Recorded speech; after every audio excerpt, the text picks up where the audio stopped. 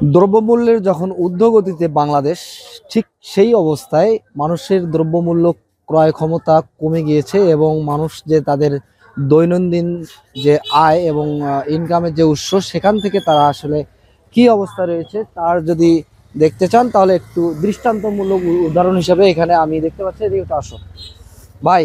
আসসালামু আলাইকুম। ওয়ালাইকুম আসসালাম ভাই। এগুলো কি কি বিক্রি করতেছেন? পা গিলে কলি যে চামড়া বডি মাথা এটা আস্ত মুরগি মনে হচ্ছে। আর আস্ত মুরগি, কিন্তু ওটা রোস্টের জন্য ওরা আন পাকা কাটে নিয়ে মাংস নিয়ে খালি বডি দেয়। ও, কত করে বিক্রি করতেছেন এগুলো? এগুলো মিলে বেচতেছি 130 টাকা কেজি। মানে এই যে মুরগির এটা পা না, জি। এটা কত করে বিক্রি করতেছেন? শুধু আলাদা আপনার বিক্রি বেশি হয় দাম, কিন্তু আলাদা বেশি নেই। এভাবে মিলেই দিই। পা দেবো, গিলে কলি দেবো, বডি দেবো, চামড়া দেবো, মাথা দেবো, এভাবে মিলে বেশি।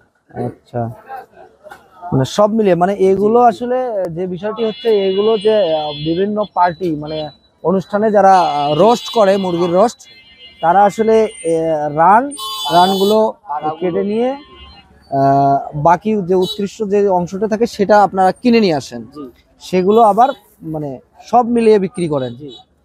তো এখানে যে আপনি আসলে সুস্থ মুরগি নিয়ে আসলেন কি অসুস্থ মুরগি নিয়ে আসলেন, সেই বিষয়টা আমরা কতটুকু নিশ্চিত? সেটা এখন ভাই আউটডোরের জিনিস, এই কারণে আপনি বলবেন, কিন্তু অরিজিনাল জিনিস ভালো যে কোনো জায়গা থেকে এই জিনিসটা আমরা সংগ্রহ করি।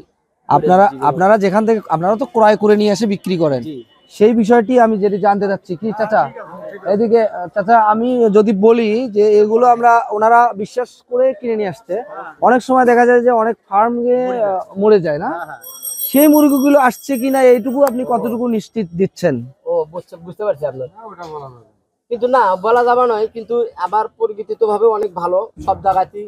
মনে করেন যে এই জিনিসগুলো ক্যান্টনমেন্টে বা যে কোনো অনুষ্ঠান বিয়ে শাদী হলে এই জিনিসগুলো বেশি ওই জায়গারই মাল। তো আসলে এই এনারা বিশ্বাস করে নিয়ে আসে, আর যারা এই যে এখানে অনেক লোক দেখতে পাচ্ছেন এনারা আসলে বিশ্বাসের ওপর এই মাংসগুলো কিনে নেয়। তো সর্বোপরি যেটি মেসেজ আসলে বাংলাদেশের যে মানুষ, যারা কর্মজীবী মানুষ রয়েছে, শ্রমজীবী মানুষ রয়েছে, তারা নিম্ন আয়ের মানুষ রয়েছে, যারা একটা মুরগি কিনতে গেলে, একটু সামনে আসো, একটা মুরগি কিনতে গেলে 500-600 টাকা মিনিমাম লাগে। সেটা এখানে যারা আসলে কিনতে পারে না তারা কিন্তু 50 টাকা দিয়েও তারা কিনতে পাচ্ছে, এটাই তাদের সুযোগ। কিন্তু এখানে আমার কি একটা প্রশ্ন রয়ে যায় যে আসলে আমরা সেটি সঠিকটা খাচ্ছি কিনা এবং সঠিকটা আসছে কিনা। যদিও ভাই বলছে যে তারা সঠিকটাই নিয়ে আসে এবং যাচাই বাছাই করে নিয়ে আসেন। তো অবশ্যই ভাইয়া, ঠিক আছে, চেক পোস্ট আছে মাল, মানে এগুলো চেক করা হয়। জি চেক করে ছেড়ে দেয় মালগুলো। আসলে এটা এক প্রকার আমি যদিও নেগেটিভ ভাবে যদি না নেই, তাহলে আসলে যারা কিনতে পারে না তাদের জন্য এটা একটা সুবর্ণ সুযোগ। আসলে দুধের স্বাদ ঘোলে মেটানোর মতো অবস্থা একটাই, তাই না চাচা? চাচা, এই বিষয়টাকে আপনি কিভাবে দেখেন? না, ঠিক আছে, এটা অযৌক্তিক নয়, এটা যুক্তির মধ্যেই। তো তারা যদি আমাদের বিশ্বাস করে আমরা বিশেষ খাচ্ছি, করে খাওয়াচ্ছে। যদি তারা মানে অপ্রয়োজনীয় মানে নষ্ট কিছু না খাওয়ায় তাহলেই ভালো। না না, যেমন হোটেলে জিনিসগুলো আছে, হোটেলের জিনিসগুলো তো ওইভাবেই খাওয়া হতেছে। হোটেলে কি ভালো দেখে শুনে খাইতেছি আমরা? না দেখে খাইতেছি, মানে বিশ্বাস করে খাচ্ছি বিশ্বাসের আমরা। উপর। এই হলো বাংলাদেশের অবস্থা। হ্যাঁ। ভালো থাকবেন সবাই, দেখা হচ্ছে নেক্সট কোনো ভিডিওতে।